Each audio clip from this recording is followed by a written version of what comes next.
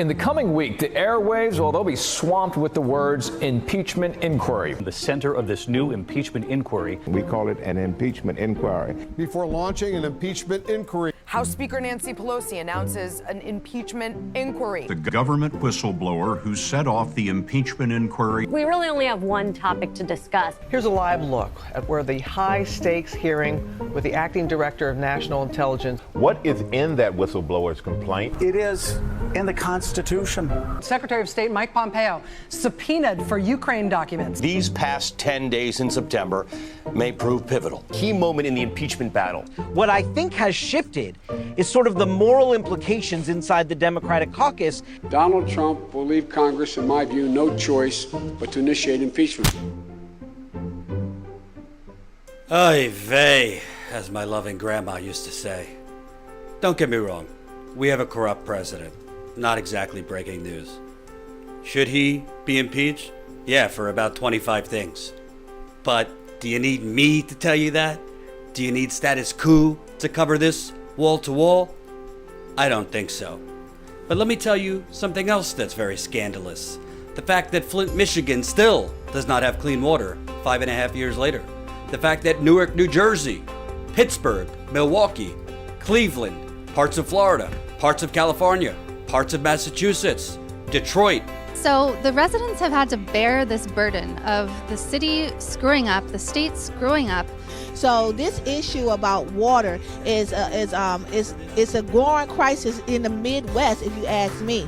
And many other cities in America also have water problems. Another scandal. Black men continued to be executed by the police in the United Corporations of America. So it's many inconsistencies that's in the situation. So we know, that it's plain out murder. I understand or have some understanding of police culture, that they like to protect their own. For years and decades, it's been an open season for black men. After they dragged him for several feet, they put him back on the ground face down. Another scandal. State parties all over the country, Democratic state parties, are screwing local progressive candidates, just like the DNC screwed Bernie Sanders in 2016. Another scandal. Fracking and these crude oil, natural gas, totally unnecessary, totally toxic pipelines are being built at a record rapid pace, and there are fighters on the ground getting no media coverage. Since when is profit more important than water? When is profit more important than people?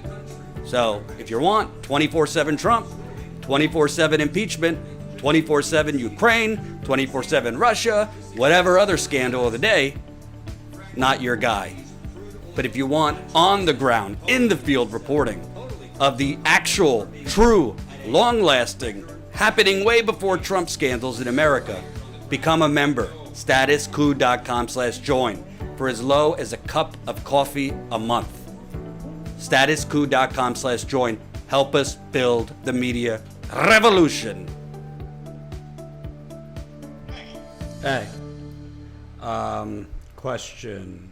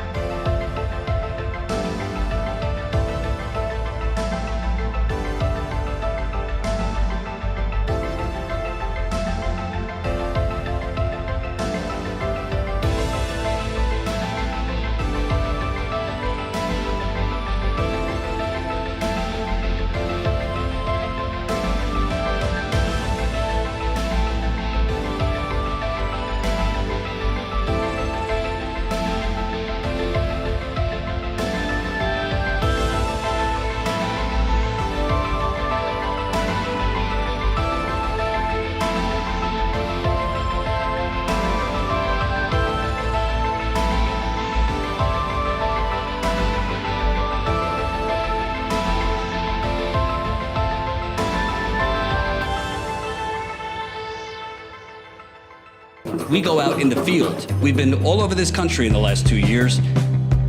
Standing Rock. I've been with you. I've been with you since Standing Rock. Wow, you got me on right now.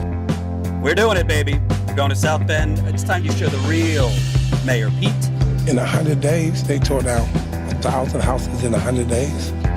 Thank you, whether it's Standing Rock or Flint or everything else you do. You know, you guys, it's not even like watching news. It's just watching truth, you know. It's not me and you, Jordan. It's the ruling class. It's David Koch. It's the Walton family, Jeff Bezos, Elon Musk. It's them, not us, that benefit from these illegal offensive wars. Come on over here. Whoa! We're here at the Bellagio in Las Vegas, and you are going to see live the actual caucus process. We are here. We go out in the field, and we give the microphone back to the people. Yo! Cool! I know who you are, yo! How you doing, man? You the man, yo!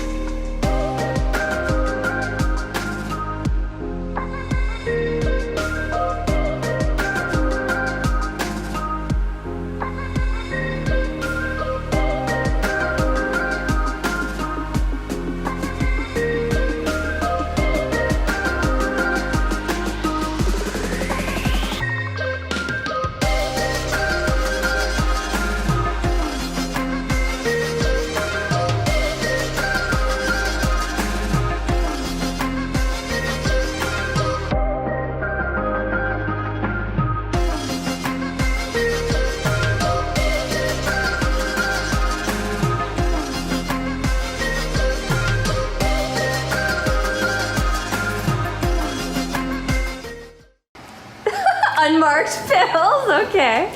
Ooh, essential oils, purification. Oh, peppermint, la la la. Love it. I am worried about Jordan, testing positive. He doesn't have any breathing difficulties right now, but he definitely has a cough that's been really bad and that's been hurting his chest.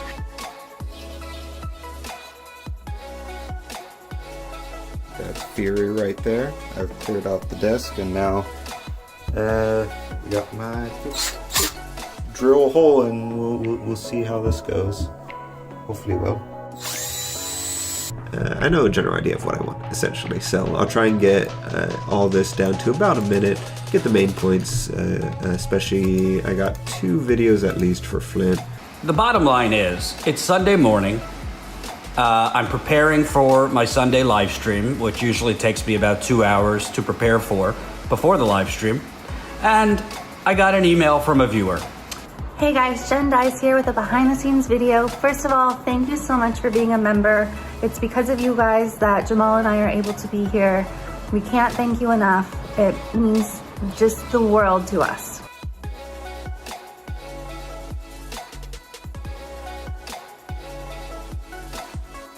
Millions and millions of people have been laid off. Millions more have had their hours cut. We're kind of living in a quiet, silent depression. What do you call 45 million people filing for unemployment? $1,200 in 3 months makes no sense. Makes absolutely no sense. Everybody should be paying attention to what's going on because this is happening in every county, not just Louisville, Kentucky. And that's why the world is like, wait a minute, enough's enough.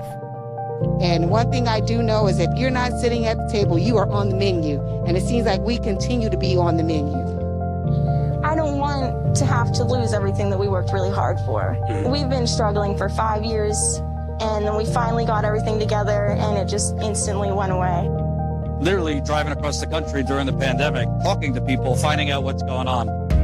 There are people such as yourself and other people that are telling the true story of what is happening. All of these black people have been assassinated by police in this city, and none of them have been brought to justice.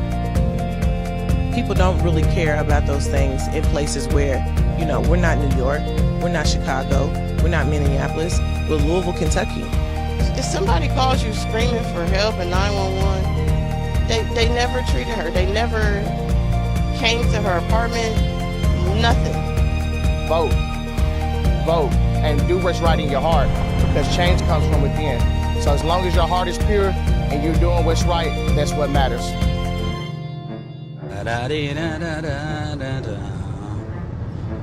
Once upon a time, there was truth in journalism, where brave men and women gave voice to the voiceless. But then the corporations bought the journalist, poisoning the news that we are fed. With those tainted sources, all we ever ate was a steady diet of status quo. This hijacked narrative hid the truth of mass suffering, injustice, and corruption throughout our land. Status quo, status quo, status quo,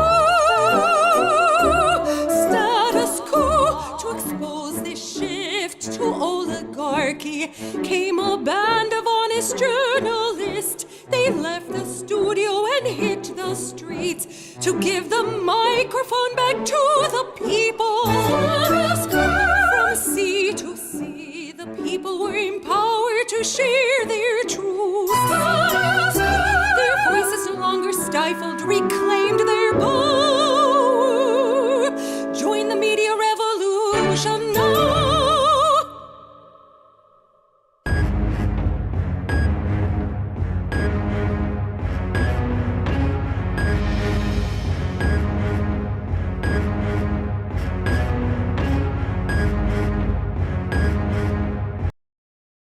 Hey there, Jordan Sheridan live. Status Coup, United Corporations of America have been off a day or two. Well, not off, actually. I'm digging into quite the story right now.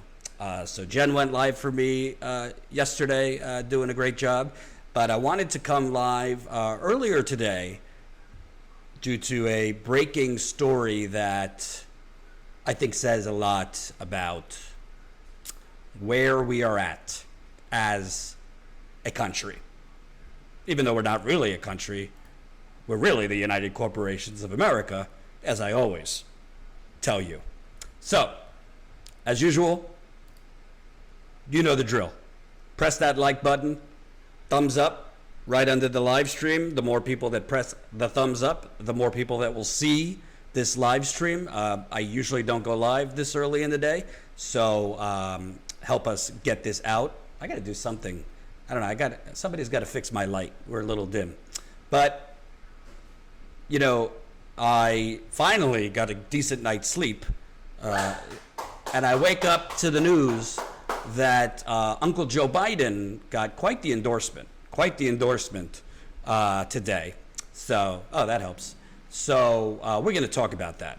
We're going to talk about that because I think, yes, Trump is a fascist, Trump is the Antichrist, all these things, but we can't close our eyes to disgusting, poisonous corruption on the Democratic side either. Thank you, getting us started. Tanya H, 20 euro. You are amazing sticker. No, you are amazing. Tanya, thank you so much for the super chat. Brian Frederick, $1.99. Biden is sick accepting the Snyder endorsement. Keep those super chats coming. Press the share button, the like button, subscribe if you're new. I think we're at 88,500. We're really, really hoping by the end of this year we can get to 100,000. Very, very hard when YouTube is working overtime to hide us in a cave, but I digress. For the first time this live stream, I'm going to promote this quite often today, so sorry if you're going to hear it. Around 4 o'clock Eastern, so about 3 hours from now, we will be live from Pennsylvania, where President Trump has a rally tonight. We will be going live earlier, before the rally, for those Status Coup OGers. If you recall, we've had a freelance journalist, Jason Peters, do some work for us in Philadelphia and Pennsylvania. He will be with John, who did camera work for me and Jen on our last trip. So Jason and John together at the Pennsylvania rally, interviewing those Trump supporters, always informative, entertaining, quasi-dangerous. We'll be live, so I hope this afternoon into the evening you will be joining us.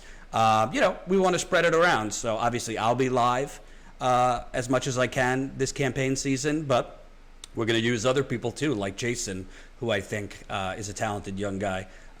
So definitely join us this afternoon. Jason will be live. All of this stuff costs money. We're paying Jason, our cameraman John, got to pay both of their guests to get to the rally, got to pay both of them, a normal day rate, hotel for them to stay over. Not cheap. So please support us if you can in the super chat, and as a Status Coup member, we are unfortunately dipping a little bit again. We grew 50 members on our last reporting trip, but because we unfortunately, due to COVID, I wake up every morning, we're down like another 10 members. It's not because we're suddenly crappy, it's because people are losing their jobs, facing eviction, all that. So please, if you enjoy the content, if you enjoy on the ground, in the field, keyword, in the field reporting, please sign up as a Status Coup member for as low as $5 a month this Sunday. Put it on your calendar and smoke it. Jen and I will be having our members only call right after my Sunday live stream. So I usually go live Sundays, give or take, depending on how long of a shower I take. Usually around 12:30 Eastern I go live. I don't really know how long I'm going live, sometimes 2 hours, sometimes 3 hours. We're going to do the members only call right after the live stream on Sunday, so figure Sunday afternoon. So definitely sign up if you can, statuscoup.com/join. Join the media revolution for $5 a month. You could join us for as low as $5 a month and as a result of join our members call, and as well as get other bonus content. I happen to be wearing my Flint shirt. Don't forget Flint. So let's get right to it. I think it's important.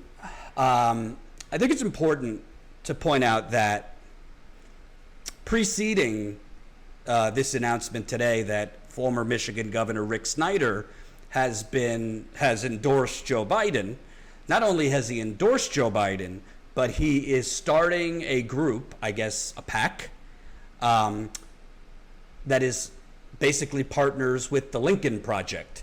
So the Snyder is forming a group, I think Independence for Biden, it's called, that is funded by the Lincoln Project and partnered with the Lincoln Project. So we're going to get to that in a minute. But I think it's important to point out that we live in a very reactionary time. And what I mean by that is, of course, I don't need to explain President Trump. You know President Trump. I mean, every single day, it's just more disgraceful. The things that come out of his mouth, the threats he makes, now he's telling his voters to vote twice as an experiment, which is illegal. Defending Kyle Rittenhouse, which people got on me because I did a video slamming Trump for defending Kyle Rittenhouse. The point is not, just to answer the people that got on me about that, the point isn't whether Kyle Rittenhouse shot these two people dead in self-defense or not. I don't know. I have no idea. The point is the President of the United States had the opportunity to tell his supporters, no, do not go to Black Lives Matters protests carrying AR-15s to aid law enforcement. You should not be going with your guns to protest. Stay home. Let law enforcement handle it. He had the opportunity to do that. He chose not to. But I digress. Because of Trump, the reactionary #resistance has basically rehabilitated, extreme makeover style, some of the most vile scourges of the earth. We've seen hashtags and campaigns in the media and social media to, we miss the days of George W. Bush, who, if there was a just God in this world, would be in a prison right now, sharing the commissary with good old Dick Cheney. George Bush has been rehabilitated in our media and social media and by Democrats as, we miss George Bush, the launching a murderous war that killed 1 million brown people around the world, thousands of American soldiers, created ISIS. We miss him. All of these people, Bill Kristol, warmonger, David Frum, warmonger. Nicole Wallace has might as well be on MSNBC all day. She was George W. Bush's communications director. She's now restored in society. I mean, we could go down the list. The Democratic Party just had Colin Powell speaking at their convention. We might not agree on the issues, but we're all good people. We're just having honest disagreements. Colin Powell, who lied to the United Nations and helped lead us into war. From what I hear and reporting, was Condoleezza Rice was considered as Joe Biden's vice president. You're starting to see a pattern? Just because Donald Trump is a unique threat does not mean we should redefine who is an acceptable person in a progressive Democratic Party. Brian Frederick, $4.99. I can't think of anyone who would make me want to vote for Joe Biden less than Rick Snyder. What does Michael Moore think about this? We'll see. Haven't seen anything from Michael Moore on this yet. So I'm establishing a pattern that the Democratic Party and their allies in the media, MSNBC, CNN, for God's sakes, Keith Olbermann, who, when I first got into politics, I religiously watched Keith Olbermann on MSNBC. His, I think they called it special comments, were legendary on eviscerating Bush and his terrible Iraq war. He literally went on The View and apologized to George W. Bush, waxing poetic that he missed George W. Bush. Yet Michael Bloomberg is a great guy. He's speaking at the DNC convention. John Kasich, who tried to shut down every Planned Parenthood in Ohio, who fracked all of Ohio, who tried to take away collective bargaining rights from unions like Scott Walker did in Wisconsin. Oh, he's wonderful. Let's have him speak. So, also, the Democratic Party now loves Mitt Romney because he was the only Republican to vote for Trump's impeachment. The same Mitt Romney that, was a vulture capitalist. You remember the Obama ad? Him literally having his workers build stages at their plants so that Bain Capital people could go on the plant and announce their firing. So It was, and remember, press that like button. 225 people watching, 158 of you have pressed that like button. Thank you, Cool Blue 71, $5. Late to the live stream. My sense is the Democrats are trying to realign into a party for Bush-era neocons to drive out actual progressives. I think your intuition is spot on, pal. So, Rick Snyder, who, if you don't know everything about the Flint water crisis, they switched Flint from the Detroit water system to the Flint River, April 25th, 2014, so that's over 6 years ago. Think of the Flint River basically as your toxic waste dump. General Motors dumped its waste in the Flint River for a century. Agricultural waste dumped in there, fracking waste dumped in there. The people of Flint, the Flint River was known as a toxic waste dump. Yet they were moved on to the Flint River.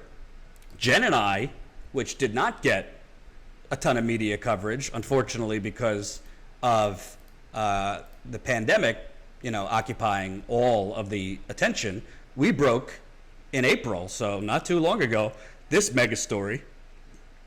Jen, if you don't mind, drop the link in the super chat for people who are new. We did this for Vice. We worked on this probably for 6 months to a year, and we proved beyond a shadow of a doubt, Rick Snyder presided over an unprecedented cover-up of Flint's toxic water.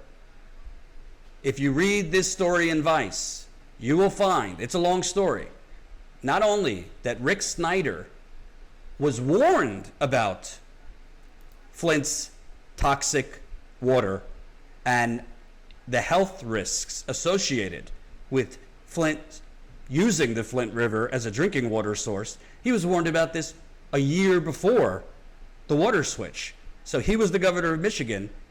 In a meeting, he was told, hold on.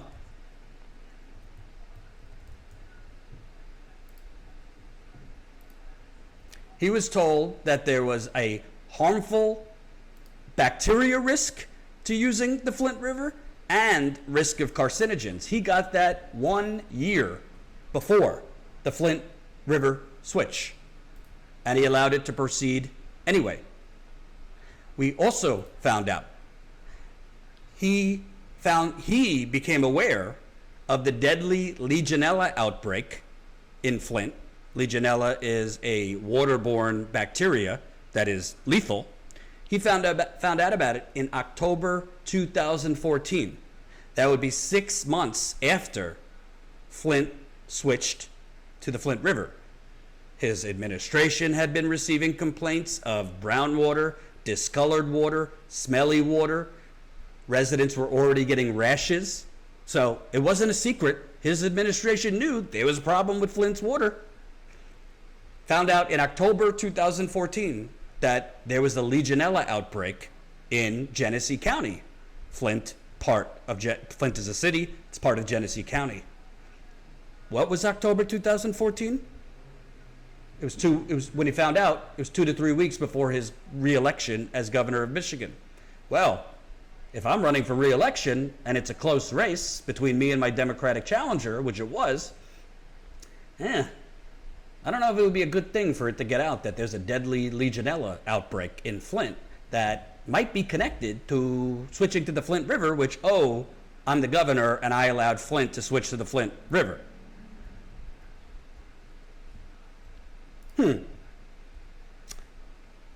We showed he found out about it in October 2014, which, I don't know, he told Congress under oath, if there still is laws in this country, he perjured himself. He told Congress, I first learned about the Legionella outbreak in Flint January 2016. January 2016, October 2014. That would be 16 months. He told Congress he learned about it January 2016. We proved he learned about it 16 months before that. We also proved that his administration presided over an unprecedented cover-up, including his top advisor and best friend paying off sick residents of Flint, meaning We, the state, are going to pay for your medical treatment in exchange for you piping down, you not drawing attention anymore. One couple in particular got media attention because the husband, who was very sick from the water, went off at a town hall, a water town hall, and the media covered it. Very quickly after that, Governor Snyder's top advisor is in their living room offering to pay this man's medical bills, tens of thousands of dollars, by the way. But you can't go to the media and you can't tell anyone about it. We're going to call it a pilot program. If it works for you, we'll make it available to all of Flint. Do you think they made it available to all of Flint? Right. Here's just a snippet of Rick Snyder. Again, it's miraculous that what we broke did not get wider media attention, but unfortunately, in today's world, if it's not Trump or Russia, they don't care. Here we go.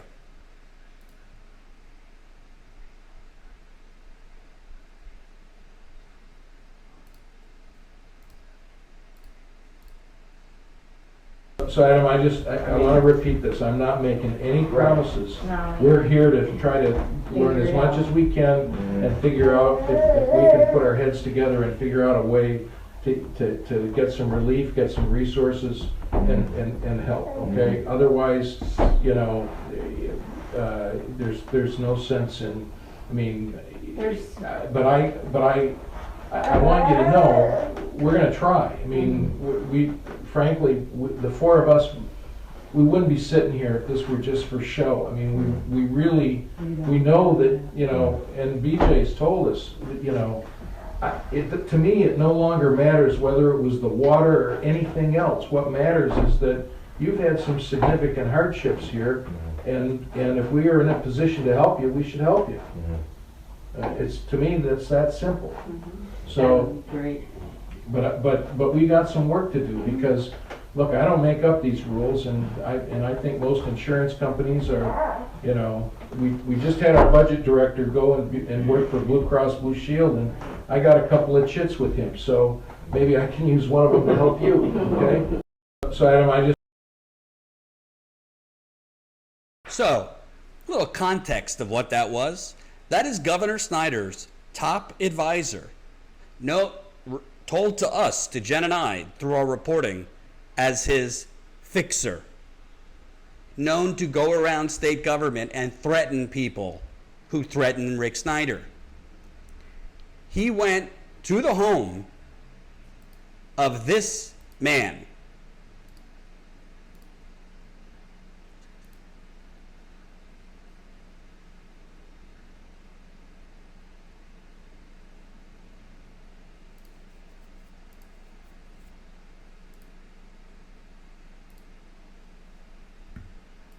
Yep, hold on.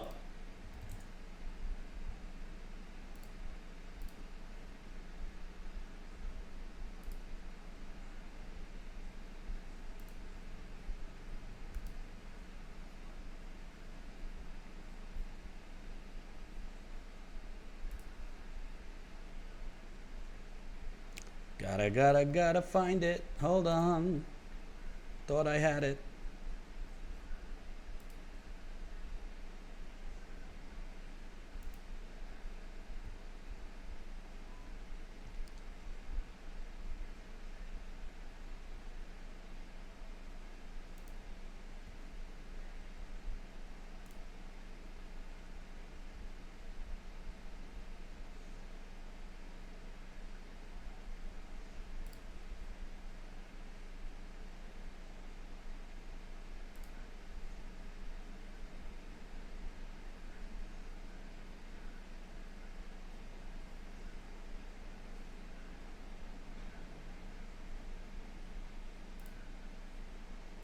Hey, where are you? Where are you? Where are you?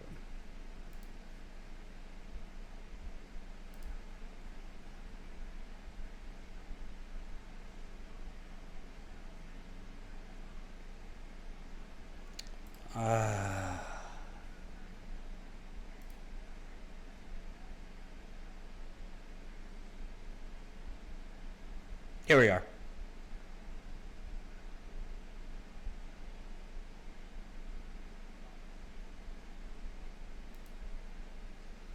People have died from this damn water, and all you guys can sit up there and just pretend like it's no big.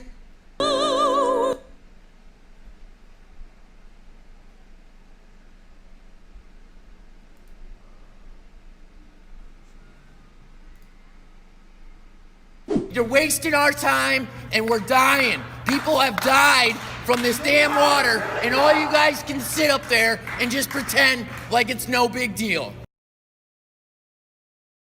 So that man was Adam Murphy, and after he exploded at that town hall, getting a lot of media attention, by the way, all of a sudden, Governor Snyder's right-hand man is in his living room offering to pay for his expensive medical treatment. He was having seizures, significant cognitive issues, forgetting things. He would have to call his wife when he was driving and ask her how to get home because he forgot where he was going, where he lived. And the governor's right-hand man just happened to go into residents like Adam Murphy's home, offer to pay for their medical care as a pilot program. And if it helps Adam, the governor's right-hand man said, we'll make it available to all of Flint. Well, Jordan, maybe it was just the governor's right-hand man working freelance. Maybe the governor wasn't aware of this, that he was doing this. Oh yeah? Let's see about Christina Murphy, who was Adam's wife at the time. Let's see what the governor's right-hand man told her about this. I mean, I'm not a doctor, so I don't really want to advocate or not advocate for it, but from what that his top advisor was meeting with families like yours and making these kind of deals. Did he say anything to you that made you think Governor Snyder knew? Oh, yeah, definitely. He said he was going to go back to the office and run this by him. I remember that very clearly. I don't know if it got recorded or not. I don't have any, I can't get my hands on the audio, but Because you guys did record the meeting. Yeah, we recorded the meeting, and so there is evidence of the meeting if they want to deny it. There's also evidence in my email and evidence in my phone and evidence spread all over the place. So, And by the way, I just want the audience to know, and then we'll move on to the lead abatement. Attorney General Nessel could say whatever she wants, and her office could say whatever they want, but they know about this because I brought it to them. Right. Yeah. And so I've spoken to the Attorney General's office about the whole thing, and that's a work in progress, I guess. Yeah. I haven't heard anything. Sorry to interrupt you. I just wanted the audience to know that he said I don't know if he did tell the governor or he didn't, but it seems kind of far-fetched to believe a top advisor to the governor is going around Flint having these meetings and kind of by everything I've heard, making offers to pay off very loud residents without the governor knowing. No, the governor knew, because he wouldn't say the governor's my best friend since grade school, and I'm here. I don't want to second guess myself, but I know that he said he was going back to run this by Snyder, but I don't remember when he came in the door if he said, I'm here on the behalf of Snyder. Right. But I know when he left, he said, I'm bringing this to Snyder and see if I can get this pilot program going. And didn't he just? So what you just heard there, just to make sure everybody understands, and thank you for the super chat. Faint signals from Vega, $10. Jordan, one day I hope to see you join the love train that Fiorella Isabel has jumped on. Veganism, heart, live long, be vegan, Jordan. Thanks for your efforts. Trish from Tasmania. All right, I'll work on it. I tried veganism for a few days. It helped my bowel movements, but I did miss other things. Starch 007, $5. Ah, yes, Mitt Romney, the butcher of Sears. All right, keep those super chats coming. So, bottom line, Rick Snyder not only was warned that using the Flint River would be hazardous to the residents of Flint's health. He was warned about it and allowed it to happen anyway. Not only that, he was made aware that there's a deadly bacteria born from the water going around Flint. In October 2014, not only did he do nothing, but his administration presided over a cover-up to try and suppress the information from getting to Flint residents. Not only that, Jen and I proved that there was a whistleblower inside the administration, one of Snyder's top lawyers and an environmental advisor, who said at that time, was begging them to switch Flint back to the Detroit water system because there was carcinogens in the water, high TTHMs, and other harmful chemicals. That person was silenced. After she raised concerns, she was basically told, go back to your desk, shut up, don't bring this up again. And then, what we showed you, Snyder's top advisor, think in the mafia, like the boss's consigliere, went around Flint and made deals with some of it wasn't just that family. We found evidence that Snyder's right-hand man was offering payoffs of other sick residents to try and stay quiet, because it was more important to Snyder. More resources were put into the public relations, that the water was getting better in Flint, that we're handling the crisis, that the lead levels are going down. More effort was put into that than actually fixing the problem. And if you've never seen this clip that I'm about to show you, I warn you, it's not pleasant. But what Jen and I also proved 2 years ago at this point, we knocked on nearly 500 doors in Flint. We proved Snyder's environmental department literally was going into Flint residents' homes and flushing their water, meaning running their water, turning the faucet on and letting it run, before taking official EPA lead and copper tests. That is illegal. It is against federal regulations, the lead and copper rule. You are not allowed to run your water right before collecting a lead and copper sample, because when you do that, it drastically lowers the lead levels, thus giving you a false reading. Erin Brockovich called it a crime. We were about to publish this story with Vice. They nixed it at the last minute. Then we were about to publish this story with Newsweek. They nixed it at the last moment. With Vice, they nixed it for dumb reasons having to do with false allegation against me. With Newsweek, frankly, we think Snyder and the state got to Newsweek and forced them not to run it. Jen and I published it ourselves. They didn't deny it. They didn't deny doing it. They literally, when we proved that they were doing this, that they were illegally manipulating the water testing, thus producing a false lead level, thus, by the way, continuing to endanger the lives of children and adults by giving them a false sense of security, they blamed it on the residents. They said, oh, we actually think the residents they're confused about who came into their homes and ran their water. It wasn't the state. Rick Snyder declared that Flint's water was restored, quote unquote restored, in April of 2018. When he declared that Flint's water was restored in April of 2018, he shut down the remaining free water stations around Flint.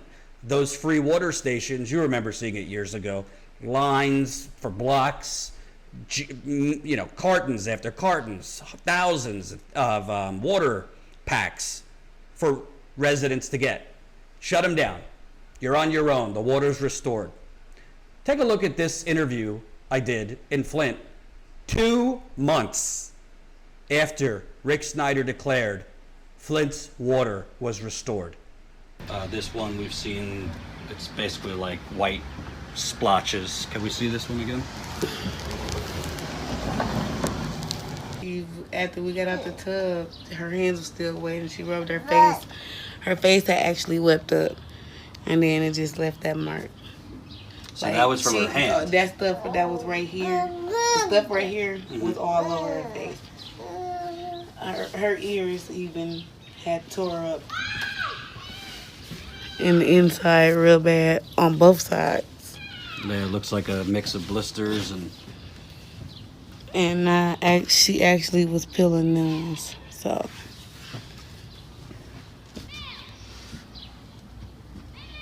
We'll stay on it. I'm sorry this is happening to you. I'm just like, I don't know what to do. I'm devastated. I really just want to go to the city and just go off. Like,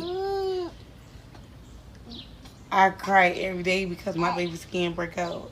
And I feel like that's just not right. They shouldn't have to go through this. These babies don't deserve that. And then y'all stop the water giving out. Why? That wasn't even a smart situation to do. But hey, y'all think it's good? More power to y'all. Because it's infecting every kid around here. My son went from knowing everything to just having to repeat himself several times to understand what I'm saying.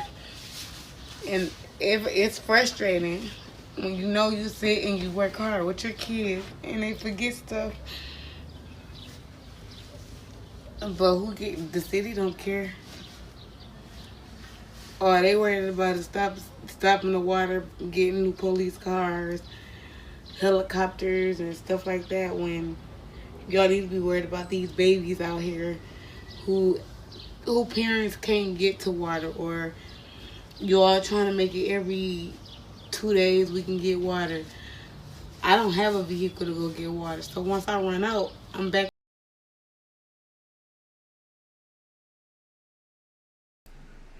Just so you know, that was a longer interview. You could find it on YouTube. That child, she was 1 at that point. Snyder declared the water restored April 2018, okay? They moved in to that home in May 2018. So a couple weeks after Snyder declared the water restored, they move into that home.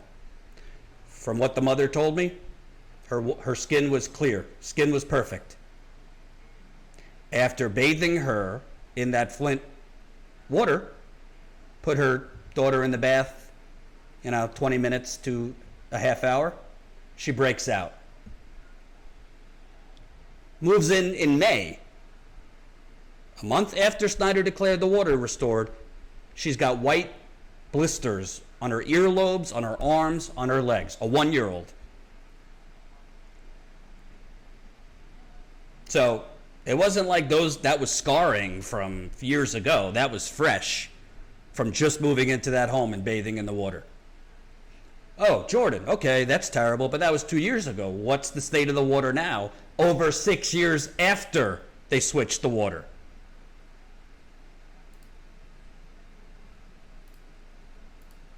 We were just in Flint. Here is Melissa Mays on whether the water is fine in Flint, which, by the way, the corporate media has regurgitated that lie for years, because the corporate media doesn't do any real investigation and breathlessly regurgitates lies that are fed to them by governors and environmental departments like Rick Snyder and the Michigan Department of Environmental Quality. Answer people 6 years later, is the water back to normal here? Absolutely not. To wash my face and brush my teeth this morning, I turned on my sink. I try not to use hot water if I don't have to. Even the cold water smells like sewer. I mean, last week was chemicals, then it switches to sewer. No. And also, the funny thing is you could take perfect spring water from heaven itself, and you run it through the destroyed pipes in the streets coming from the water treatment plant. And then even though, my lawsuit got the, the lead and the galvanized steel service lines replaced, that's not finished, by the way. There's still thousands of people left out, which we're fighting that, going back to court for that as well. worst babysitting job ever. But okay, so that's a clean straw. But then the plumbing and everything in our house is also destroyed. Our appliances, our water heaters, our dishwashers, washers and dryers are destroyed. So you can put the cleanest water coming from the plant through, and it's still just getting corroded. Like I said, it takes, you know, days upon days to get to people's houses from, you know, once it's sent to the water treatment plant, and we're going to get corroded water. And then as we have all these main breaks and leaks, all of the good chemicals that would disinfect the water and stuff are gone, and they're either put off as disinfection byproducts which cause cancer, or they're just spewing out into the street. So, you know, by the time we get it, we get the leftover with like no treatment, picked up whatever, you know, corrosion. I mean, I got to see some of the inside of these cast iron mains. It's horrific.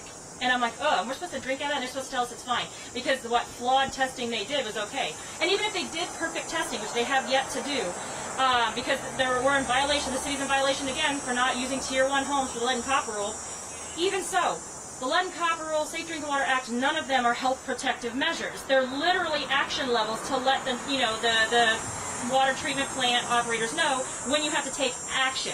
None of it is health protective. That's for across the board, federal, state, across the board. And there are still 0 bathing and showering standards in this country. So none of them are health protective. They can say our water is safe. No, you can't. But also, even after I had the service line replaced in my house, our lead and copper were still far above the action level. So no, I mean, because it's going to be picking up from all the other broken stuff. So let me just explain if people don't know plumbing that well. So you got, obviously, the water treatment plant. And that was Melissa Mays. Let's see what she said about this news that Rick Snyder has endorsed Governor Snyder. Here's her Facebook. Excuse me, that Governor Snyder has endorsed Joe Biden. Day 2,323 in the Flint water crisis. WTF, moral compass, civility, oh my effing God. First of all, who asked Snyder and why? Second, WTF, you got to be something pretty awful when the man who is responsible for poisoning over 100,000 people and countless deaths says you lack a moral compass, referring to Snyder's criticisms of President Trump. Third, civility, according to Snyder, means that the victims be polite to their offenders and stay silent. I couldn't care less about civility. It's actually an insult. What we need in office is competence and leadership that does not suspend democracy to put profit over people. And that the leader has the backbone to listen to his or her constituents expressing their grievances. Oh, and a grown adult who has taken responsibility for their actions. Not that difficult. Get out of here with this nonsense. Snyder called President Donald Trump a bully who lacks a moral compass and said Biden would restore civility to the office of president in an op-ed published by the USA Network today. That was Melissa Mays, who's basically the leading activist in Flint and a resident. So, a few things. Number one, to be clear, the water in Flint is not restored, and it's been over 6 years. If anything like Flint happened where I am right now in New York City, probably would have been fixed in 6 months. Probably less than that, actually. And when I say fixed, I mean the pipes would be removed, new pipes would be put in, and they would inspect people's homes inside because people's interior plumbing was devastated and destroyed by that toxic Flint River water. And let me make sure I'm not missing any super chats. Thank you, Andrew Dwyer, $1.99. Will they ever make Flint a movie like Spotlight?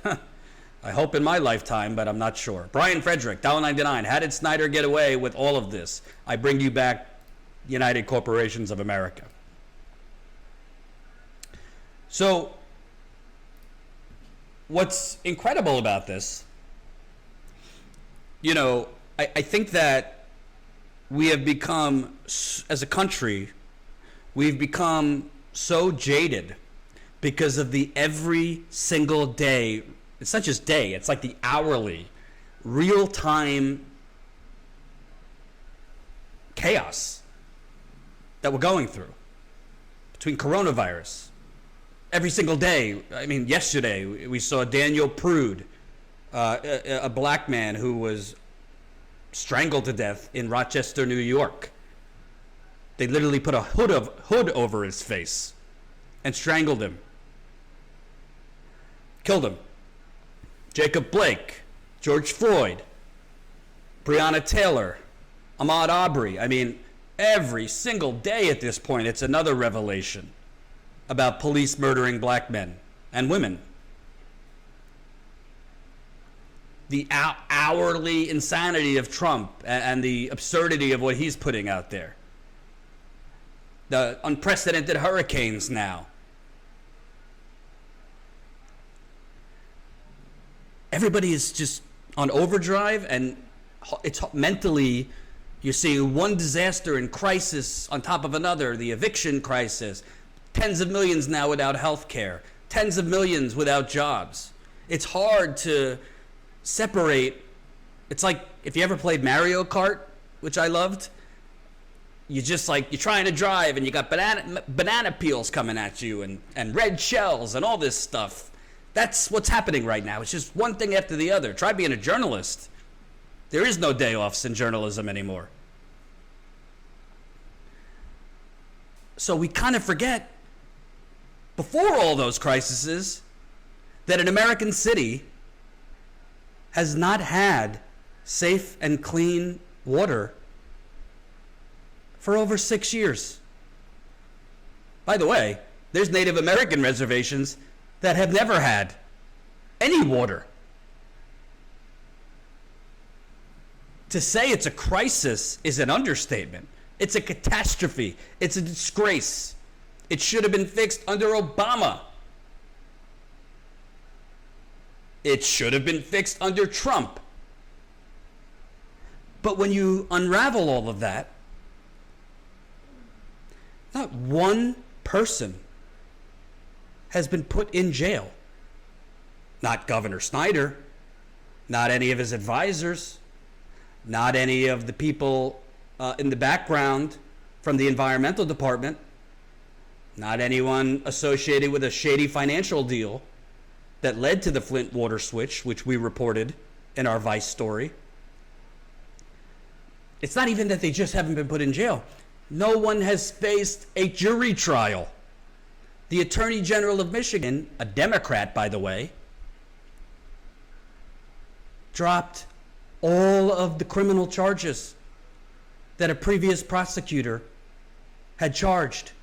She dropped charges against the head of Michigan's Department of Human Health Services, the top health official who was about to face an involuntary manslaughter jury trial. She dropped charges against him. She dropped charges against the chief medical officer of the state of Michigan, who also was going to face involuntary manslaughter charges. She dropped charges against the two emergency managers, both appointed by Governor Rick Snyder, citing the previous prosecutor.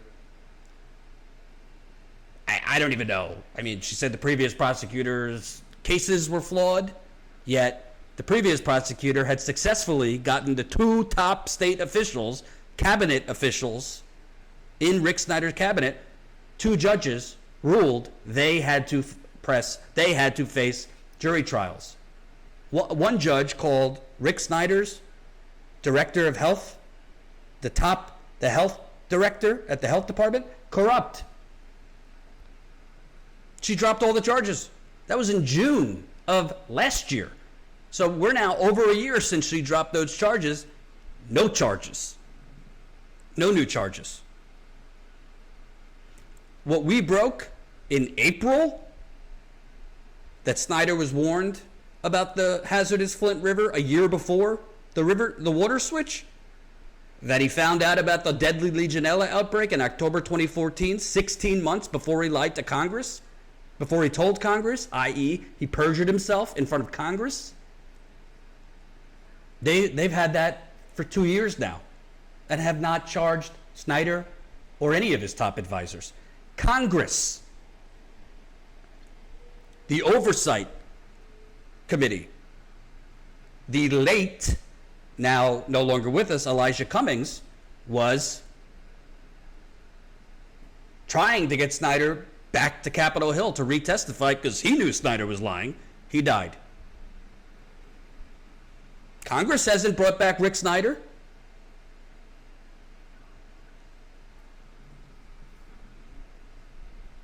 The only ounce of justice is that Rick Snyder finally was forced to testify in a civil, not criminal, civil deposition.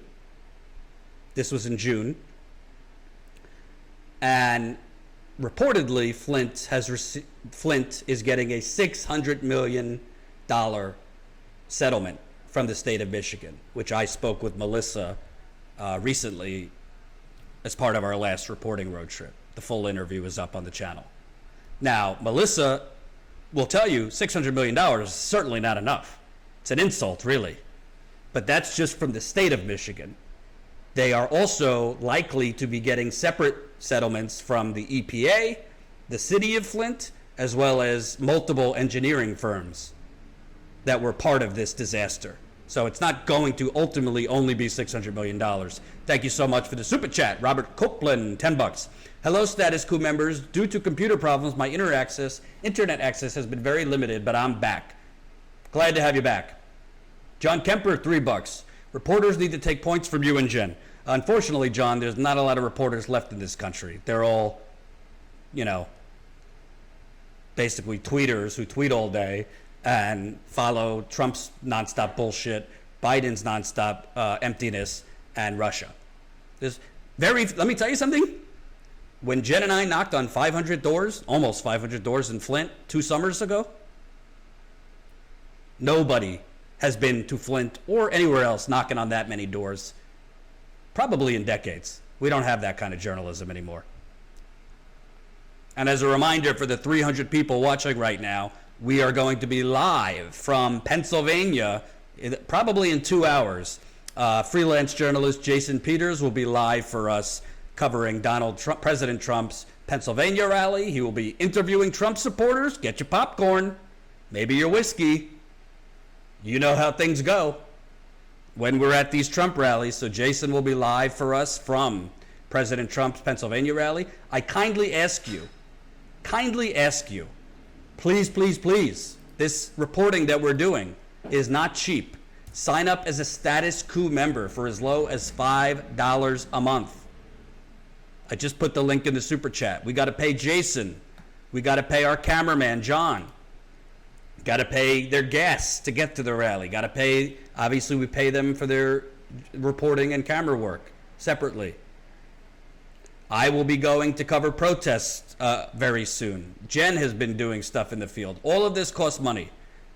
You could become a member for $5 a month. Break it down. That's 16 cents a day. There's a lot of other outlets who claim to be progressive and independent, sending fundraising emails 3 times a day. I'm getting them. I don't know if you are. What are they providing? Are they in the field? Are they at these rallies? Are they at these protests? Are they knocking on doors in Flint? Are they even talking about Flint? I don't think so. So sign up, statuscoup.com/join. Really, really appreciate it. So the last thing I'll say about this, since we've established Rick Snyder, oh yes, and please, please, this is very important. If you want to know when we're live, you can't depend on YouTube to notify you.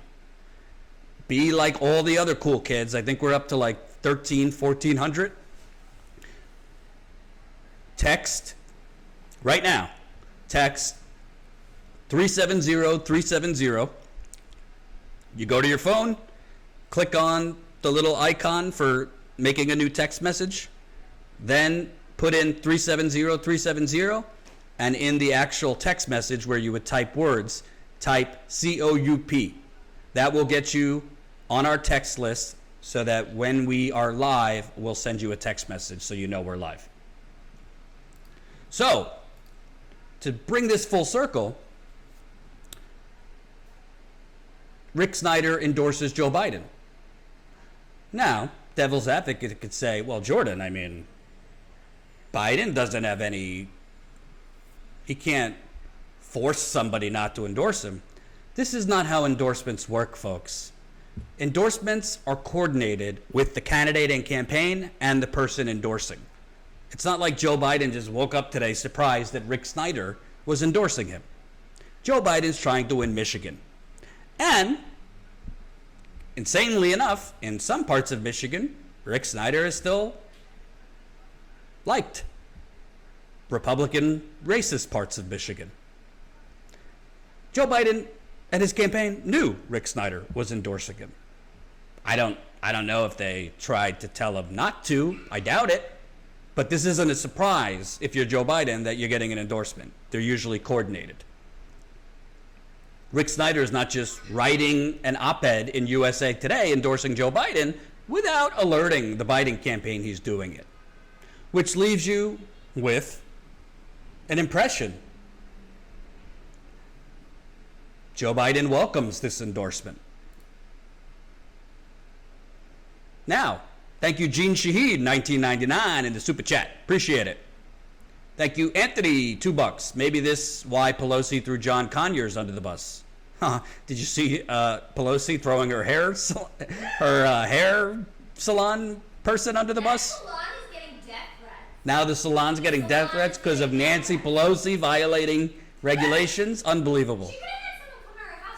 She could have had somebody come to her house and do her hair. You're right. Unbelievable. Cyrus, 1976, $5. That's right, folks. Remember, there's a big difference in kneeling down and bending over. Frank Zappa. Ooh, I never heard that. I like that one. So, I did a radical thing yesterday. I tweeted, and I credited Joe Biden. I don't do it often, but, you got to be fair because he called for the officers that shot Jacob Blake and killed Breonna Taylor to be charged. I think that's a good thing. Does he mean it? Probably not, but at least he said it. So I think, when it's right, when he's right or when he should be credited, he should be credited. Windy Melly, $10. Crystal Ball shouted you out twice today on The Rising regarding the Flint story. Yes, I saw that. I appreciate it from Crystal. That's really kind. Would love to go back on Rising whenever they will have me. But I did see that, and I appreciate Crystal doing that. So Biden has called for the officers to be charged. So you would think, okay, there's an ounce of moral courage there, or maybe his campaign told him, say this. Joe Biden, if he wants to restore the soul of America, whatever the hell that means, because it really doesn't mean anything, really what Joe Biden's talking about is like, let's just get rid of the madmen and go back to the way things used to be, where corruption was done in the back rooms, out of public view. If Joe Biden believes in civility and restoring the soul of America and all these things, I would lead with publicly rebuking, I don't want the endorsement of former Michigan Governor Rick Snyder. I would say former Michigan Governor Rick Snyder should be charged related to the crime of an entire community being poisoned and his not only negligence, but direct involvement in covering it up. I will tell you, I am currently not planning to vote for Joe Biden. I say you vote however you want. I understand people who choose to vote for Joe Biden, even though they don't like him, but hold your nose, particularly in swing states. I get it. Maybe I'm more privileged because I live in New York and I don't have that pressure. New York's going to Biden anyway, so I could vote my conscience. So I don't plan on voting for him. If he did what I'm saying, I would consider voting for him. Not because I don't realize he's a shithead. Not because I don't realize he's corrupt. Not because I don't realize he's a warmonger and all these things. But at the very least, if he shows an ounce of moral courage that, frankly, would be slightly a political risk to him. It might alienate those moderate Republicans that they're trying to get. Then it would be a signal to somebody like me, because this issue is clearly very important to me, that Joe Biden actually does, somewhere in that brain of his, if it's still, whatever marbles are left, has a little ounce of integrity.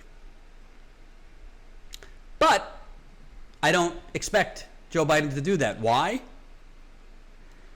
Because the truth is, Joe Biden doesn't give a shit about the children of Flint. Let's just be real.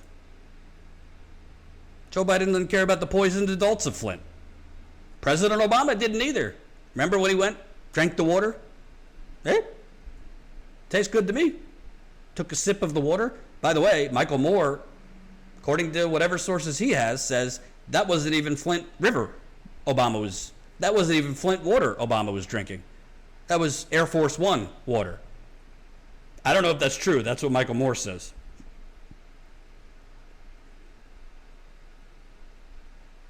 So, I'm not rehabilitating George W. Bush. I'm not rehabilitating Colin Powell. I'm not rehabilitating David Frum and Bill Kristol and Nicole Wallace and John Kasich and Mitt Romney. And I'm not, saying, for the good of the country, restore the soul. Let's join in. Kumbaya, Democrats, Republicans, labels don't matter. Work together to get rid of Trump. Rick Snyder, wonderful, great guy. I'll take your endorsement. No. And the shame of it all, and I haven't had CNN on yet today or MSNBC. I read one article in the New York Times not about this. I doubt you'll see any pushback on this. I really doubt it. I doubt you'll see any pressure or demands from the resistance. CNN, MSNBC, the New York Times, Washington Post, BuzzFeed, Daily Beast, The Atlantic, all of it. Neera Tanden, Sally Albright, Vox, all of these people who are basically waxing poetic for Biden. Jake Tapper, or as I like to call him, Jake Tupperware, Rachel Maddow, Joy Reid, who, just made some pretty disgusting comments. I doubt you're going to hear anything about it. Honestly, I doubt the local Flint media will care. Yeah, they'll report it, but they're not going to shed a tear. This is where we're at in this country, where because you have truly, yes, a dangerous man in the White House, essentially everything else gets forgiven. It's all a racket. Warmongering gets forgiven. Those who helped lie us into wars get forgiven. Bill Kristol, David Frum, Nicole Wallace, they helped lie us into these wars. In the media, working with Bush. If you're a vulture capitalist who has destroyed the livelihoods of millions while profiting yourself, Mitt Romney, you're good. You voted to impeach Trump. All was forgiven. George W. Bush, he paints murals of veterans. He says we shouldn't be racist to Muslims. Meanwhile, under George W. Bush, his FBI, under Robert Mueller, rounded up Muslims after 9/11, but we don't need to talk about that. Will TYT cover it? I'm going to put money on no. Considering I basically got, I think Jen, right? TYT sent an email like a few weeks ago that was almost like a fundraiser for Biden. It was kind of scary. Thank you for the super chat. Conrad Higgs, 669. Is Texas a swing state? What do credible polls say? I think it's closer than normal, but I don't think it's a swing state. I think Trump's going to win Texas. If Joe Biden does not come out and reject this endorsement, I don't need to say anything more. That says it all. If we have gotten to this point of amnesia in this country, of gaslighting and extreme makeovers of all of these terrible people, and by the way, just because you did something bad in the past doesn't mean you can't evolve. But part of evolution is admitting what you've done. Rick Snyder, to this day, says, nobody told me. None of my advisors told me. None of them told me that there was a massive lead problem in Flint. None of them told me that there was a massive Legionella bacterial outbreak in Flint. There was failures at all levels of government. I wish, they didn't rise it to my attention. I was misled by my environmental department. They got it wrong.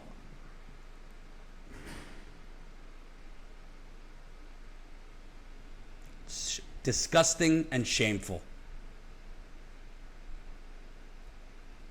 Cheryl Simpson, Jordan, am I wasting my time in this chat room? I hope not. I think the chat's super duper fun, if I say so myself. Brian Frederick, down 99. Biden says Breonna Taylor should be charged. No. Yesterday I heard him say that the cops who shot her should be charged. So I got to disagree with you on that.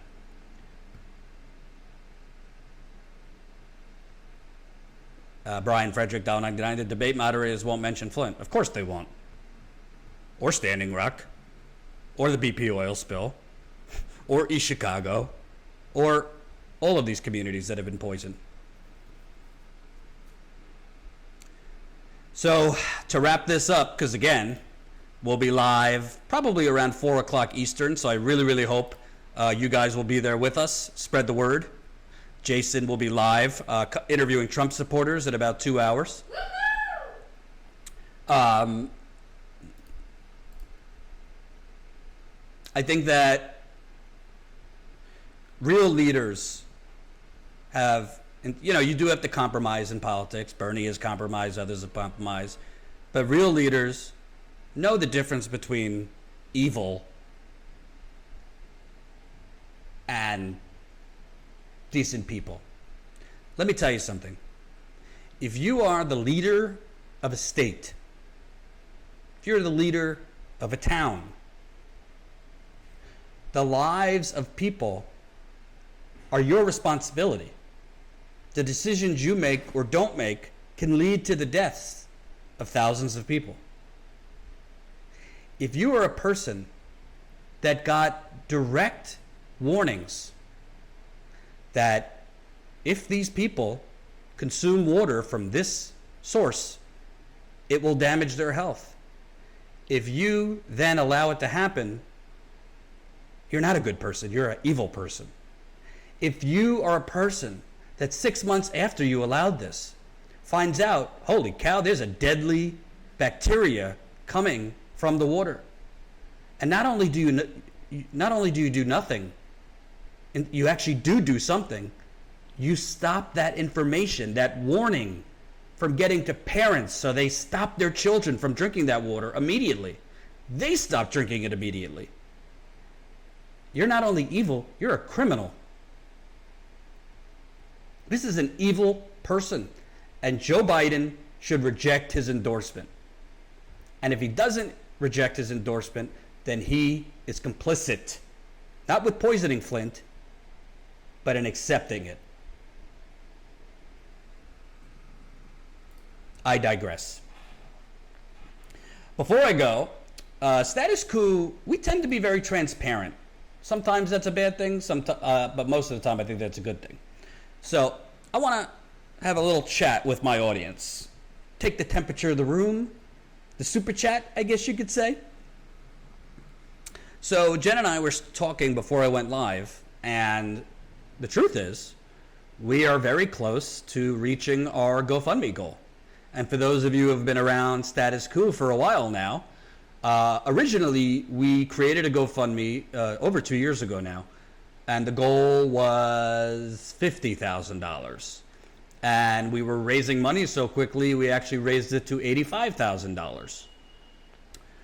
We met the goal of $85,000, I don't know, I think a while ago. And we were done with the GoFundMe. We didn't talk about it again. And then we went on the campaign trail, and we grew over 600 members on the campaign trail, which was amazing. We got close to, we got over 1,900 members by the end of, by the time Bernie dropped out.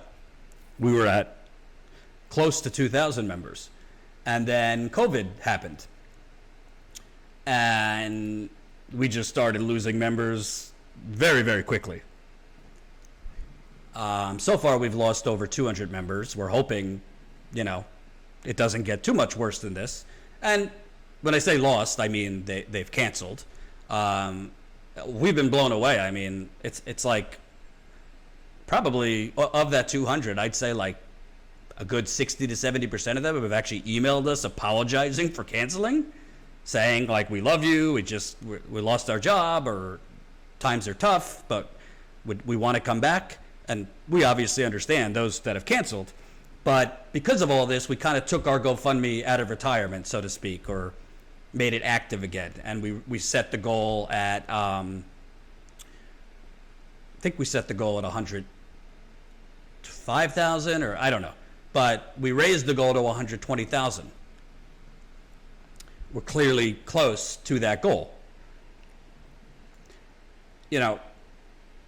Whatever that is, $2,000 something away. Obviously, I am aware, fundraising during a pandemic is tricky, right? Like, we need to raise more money because we're losing that revenue from membership, but you also don't want to exploit something because times are tough, and you don't want to be asking something that's not truly,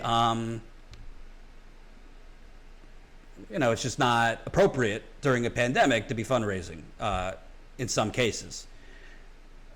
We were gonna just keep it at 120,000, hit that goal, and then we'll just have to figure it out how we stay. Then on our last reporting trip, we got hit with we went over the data plan that we have. We get 25 gigabytes of live view data. Not to bore you in the weeds, but if you're going live 10 days in a row for hours at a time, you're quickly going to go over that 25. So we hit 56 gigabytes. We haven't gotten the bill yet, but based on our last bill for going over our data, probably going to be between $750 and $1,000 we're going to owe. Then Jen got mugged, if you recall. She's doing better, thank God. We just got a call yesterday because we had dropped off her destroyed phone to see if they could retrieve the footage of her attacker. And they called me yesterday and they got the footage. I am planning on going today. I hope I could go today, if not today, tomorrow, to get the footage. I'm pretty sure we didn't get actual footage of the guy's racial slurs against the black bus driver. If you don't know, Jen started filming a white guy who was shouting really racist, terrible stuff at a black bus driver. When she started filming it, he lunged at her, stole the phone, threw it across the street. When Jen ran to get it back, she fell over. When he lunged at her, he also hit her too. So it was basically an attack. Luckily, the police caught him later. But basically, to retrieve the data, I haven't gotten the set price. They told us it's going to be between $450 and $600. We're going to spend the money because we want to get that footage and show you what happened and show everybody what happened. So you got the data fees, you got the phone mugging. Jen has insurance on her phone, but we're probably going to have to pay something towards getting her a brand new phone so she could go live. Like right now, there's Black Lives Matter protests in Washington in D.C. because another black man was shot and killed by police, but Jen doesn't have a phone to go. So we got to get her a phone lickety-split. We don't know how much that's going to cost. So the bottom line is I could go down the list of our expenses, but right now there's a pandemic. Right now we're losing a lot of members. We're still out there doing it. We're still out there covering things. Our last reporting trip, we were out there, but we got a lot of expenses, and revenue is not what it was because we're losing members. So before I raise the GoFundMe goal, I don't want to keep raising the GoFundMe goal and then the audience think we're a bunch of scum and we're just constantly moving the goalposts, and we say we're not going to raise it again, but then we raise it. So I wanted to ask the audience before, are you okay with us raising the GoFundMe goal? And if we raise the GoFundMe goal, what do you think is an acceptable level to raise it? Because we want to be sensitive to the fact that there is a pandemic, people are struggling, and we don't want people to feel like we're just, keep raising this GoFundMe goal and it's never going to end. So that's the deal. We do have some unexpected expenses. We're also going to be spending more money to cover these protests. There's some other stories we want to cover. And we also are going to cover the campaign. I mean, I don't really plan on covering a ton of rallies, but a few, which involves travel and paying cameraman and all that. So let us know. I was thinking of raising it to, $130,000. But if that seems too much, let us know. I hear I'm getting $150,000, $200,000, $140,000, $200,000.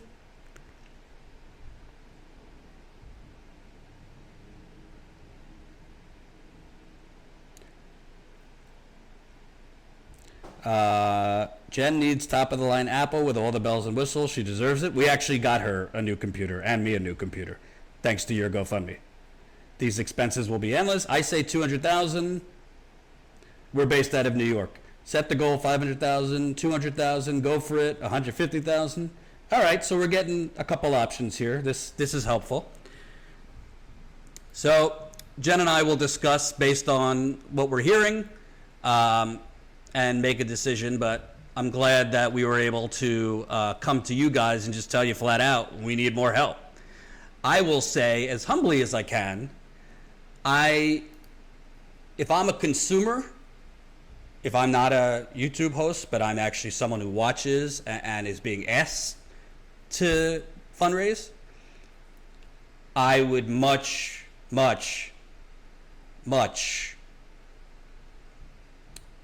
I'd be much more comfortable giving my money to media outlets that actually act rather than talk. Meaning, when they say, hey, if you give us this money, we're going to spend it on X, Y, and Z, you could actually see they're spending it on X, Y, and Z. Rather than outlets that ask you for endless money and then end up not doing anything with it. John Coyne, $20. Stop being shy, Jordan. Raise it to $1 million. F the haters. John, you know how hard it is to raise $1 million? I wish I could raise that money quickly. If I could, Status Coup would be hiring a whole lot more people. But thank you for the $20. All right, so thank you for the input. Jen and I will discuss it, and we'll announce what we raise it to and go from there. But we wanted to make sure you knew we're not trying to, do anything shady or continually raise it after we said we're not going to raise it. We need the money for travel, for expenses. We do want to raise our data plan because we can't keep getting $1,000 bills for going over our data plan. Frankly, the text list that I'm telling you to join, Jen could tell you in the super chat, every time we send out a text, every time somebody joins our text list, which we want you to do, the more people on our list, the more expensive it gets for us to send out a text message. It costs us right now probably $20 to $30 each time we send out a text message. By the way, we're spending about $400 probably every 2 weeks. We're spending about so that's $800 a month just to grow our Twitter. So let me explain to you how that works. Twitter, like YouTube, has basically suppressed independent outlets. Not as bad as YouTube, but to the point where it's very hard to get your tweets seen by the masses. So what Jen has been doing that's working is it's not, we're not buying followers, which is no good. We don't buy followers, which a lot of outlets do, actually. So you see outlets exploding in followers and this and that. We're not doing that. What we've been doing is we're using a service, I forget what it's called, that elevates your exposure. So it basically pumps your tweets up. I don't know if I'm explaining this well, Jen. It pumps your tweets up through Twitter's algorithm to be seen more, which when your tweets are seen more, you're going to get more followers. So that's helped us grow our Twitter following, because it's seriously really hard these days to grow your YouTube subscribers quickly because of the suppression. So we're trying to grow our Twitter significantly because that's another point of entry, right? The goal is to grow your overall audience. So the goal is you grow your Twitter following and then get them over to YouTube. Eventually, once we grow bigger and bigger, we might not even focus that much on YouTube. We might go live on our website or an app or whatever. But right now we have a ton of expenses and unfortunately a declining membership. That's definitely not how it works. Well, Jen could explain how it works. But bottom line, we have a lot of expenses and understandably declining membership because of COVID. So we are going to raise the GoFundMe goal. I'll start doing my GoFundMe marathons on Sundays again. Just so you know, not that we don't appreciate the super chats. We love you with the super chats. YouTube likes to take a lot. YouTube takes 30% of super chats. I don't know if you know that. So GoFundMe, you know, whatever's easier for you. You could definitely leave super chats, but GoFundMe takes a lesser percentage. That's all. Oh, and we do have the Status Coup store, which we just added some items. Yay! Fanny packs? I think we just added fanny packs. Pipe down with that voice. Here is the Status Coup dog hoodie. Yes! Status Coup dog hoodies. Ask Jen what a dog hoodie was. I didn't know what a dog hoodie was. But this is for the canines so they could feel the coup. We want canines to join the community. And for dads and moms, Status Coup fanny packs. Yeah, I'm gonna get fanny pack. Woo! I can't wait to get my Status Coup fanny pack. I could put my constipation pills in there. I could put my wallet in there.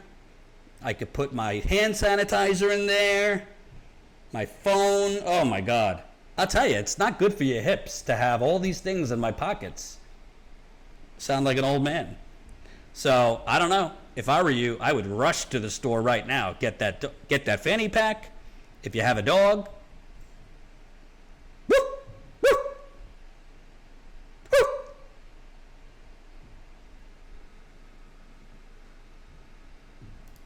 You know you want to. So, kitties too. Kitties can wear it. Meow. And we're going to be adding more stuff. And Colin, we are working, you know, there's been a lot of demand for hats. Unfortunately, Teespring, which is a store we use, has made it difficult for hats, but we're trying to figure out a way we could make up hats. And there's plenty of other things in the store now that summer's almost over. We got hoodies and a lot of things for fall and winter too. And by the way, just for GoFundMe, my birthday happens to be coming up. My wedding happens to be coming up. So, you know, if you're feeling generous, GoFundMe for birthday, weddings, and old things. So, one more time, join us probably in less than 2 hours. We'll be live from Pennsylvania, Jason Peters. So definitely join us for that. And let me read a couple comments, questions, concerns before I go. Why is Jordan barking? Legit cat sound. 222. You don't need to ask for permission from anyone. You and Jen doing a wonderful job, and you have always been transparent and honest. Keep up your great work. Yeah, I know I don't have to, but, you know, I just think it's better to involve the audience in certain things. These are tough times economically, and we wouldn't want to unilaterally raise our GoFundMe goal to something that's too much, and the audience be like, yo, you know, slow your roll there. That's not okay. So, yeah. Jordan, do karaoke for more money. Maybe more people will donate. Just an idea. LOL. Woohoo! Fanny packs. Anat. It's a beautiful life. I just wanna be here beside you. Oh yeah. Beautiful life. They said more money. Maybe they'll give you more money. I'd be happy to do Seal, Third Eye Blind on demand. You know, Jen and I had a debate about this. I do still like Michael Jackson's music, although I'm not condoning his behavior. OG Molten won. Congratulations. Why, thank you.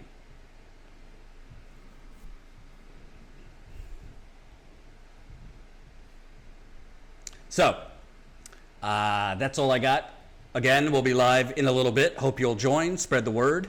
I plan on being back in the field shortly because there's protests happening. I have to go now to that store to get Jen's phone and hopefully retrieve that footage. So hopefully we will have the footage for you very shortly. Promise you won't sing in your wedding. I can't promise that. Yes, I read about. Oh my God, I read that article too about Ace of Base. Not so kind to the Jews. What was it? The lead singer who was anti-Semitic of Ace of Base? I actually am not a fan of Ace of Base. You're not a fan of Ace of Base? Stephen T, $100 in GoFundMe. Holy cow! Stephen, you're my hero.